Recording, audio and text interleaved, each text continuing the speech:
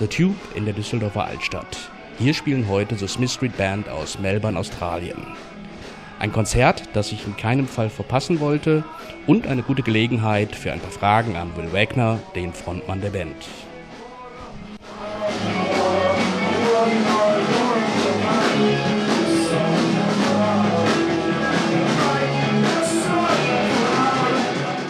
I'd like to start with some simple, boring questions. Sure. For all the people who don't know you at the band. Easy. So a question you've heard several times, of course, I think. The name, Smith Street. This is a long road in Melbourne. Yeah. And what's the story behind it? Why did you call yourself after the street? Well, yeah, when we first started, it was Wil Wagner and the Smith Street Band, like Bruce Springsteen and the E Street Band, because he's my hero. But yeah, Smith Street, it's like, Bedford Avenue in Brooklyn, or like one of those streets that's quite lots of music and lots of culture. And I was living there at the time, and it just all made perfect sense. But now it's too expensive, and I can't afford to live there anymore. And the band name doesn't make any sense anymore. We all live like the other side of the city because Smith Street's way too expensive to live on now. But yeah, it was just, when we first started, it was very important to us. Like all our friends lived there, and all the shows were there, and it was just where we seemed to be all the time. So it made sense. True, I've been there. Yeah. But that's 11 days ago now. Oh yeah, when it was good. And I arrived the day before, and I don't know anybody in Melbourne. Just one guy I met about 2 months before in Byron Bay. Oh, beautiful Byron Bay. Yeah. So I called him and said, let's meet for a beer. Yeah. So we met in a pub on Smith Street. Yeah. And what pub do you remember? I don't remember the name. It could have been. I could have been living upstairs. Und während wir schnell ins Plaudern kommen, sammeln sich draußen bereits die Fans. So, but back to Smith Street Band. Smith Street. You started in About 5 years ago. 5 years ago. Yeah. And I think it's quite away from just local heroes in Melbourne to tour the world. Yeah, it's cool. Last year you've been with Frank Turner. Yeah. Touring North America. Yeah. You toured the UK and several places in Europe, on mainland Europe. And did you expect all that, or was it quite a surprise? No. We never. Yeah, still, even now, just to be anywhere, I'm so happy. Like, we never really expected anything from the band. And yeah, we started just for fun and something to do. And now it's our lives. No one has jobs. Everyone just does this full time now. And yeah, it's not net. It's so much more than I ever thought it would be. So some kind of a dream came true? Oh, hugely so. Yeah. This is... To be in Germany playing music is crazy for me. It's beautiful. It's really, really good. Yeah. And being on tour... Yes.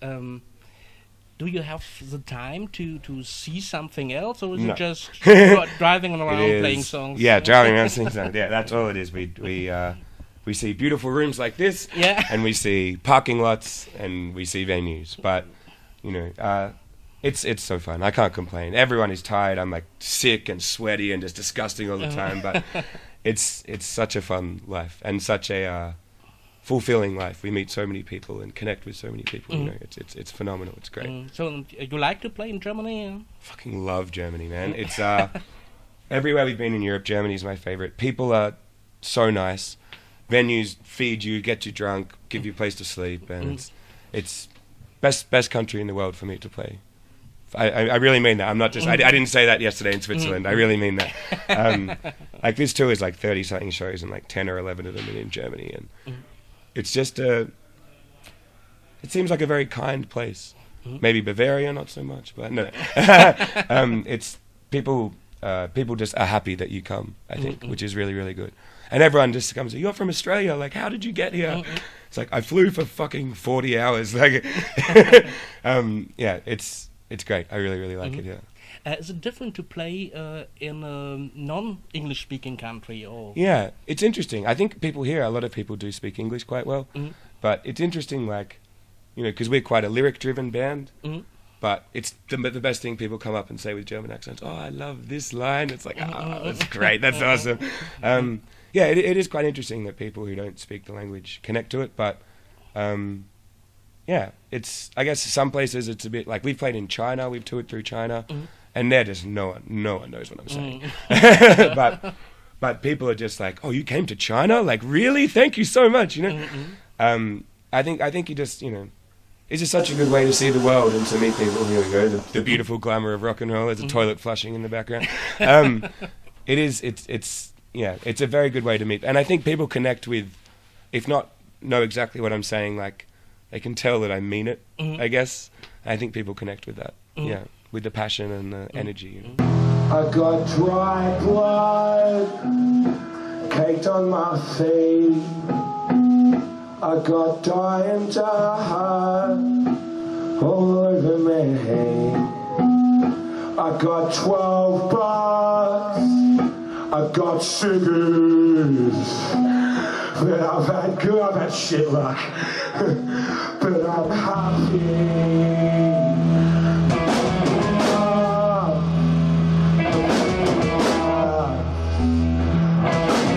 Star.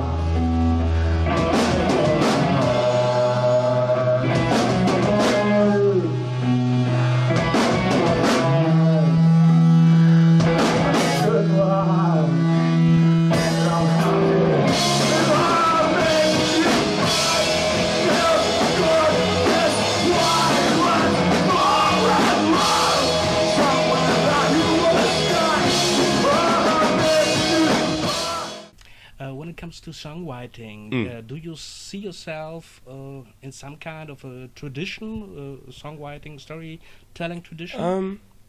I've never really thought about it. I guess I've been writing. I'm 24 in a couple of days. I've been writing since I was like 12 or 13.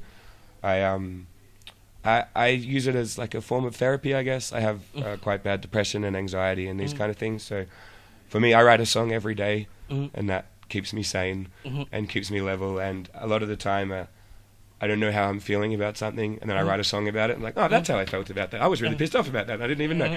But I think that it's very therapeutic, and it's very, you know, when you write something and then you play it the next day and you're like, oh, that's not horrible. It's the most beautiful feeling in the world. So I try and write lots of things. I write rap songs. I write weird hardcore songs, and I just like writing. I don't know what tradition that is.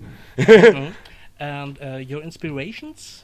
Bruce Springsteen, very, very big inspiration to me. I really like, I guess my dad played music. He still does, but I say that like he's dead. He's not dead. My dad played music. No, he played in bands before I was born, and he gave me, you know, Bruce Springsteen and Billy Bragg and Elvis Costello and Paul Kelly, who's an Australian guy who's really good, Bob Dylan, all those storytelling folk singers, you know.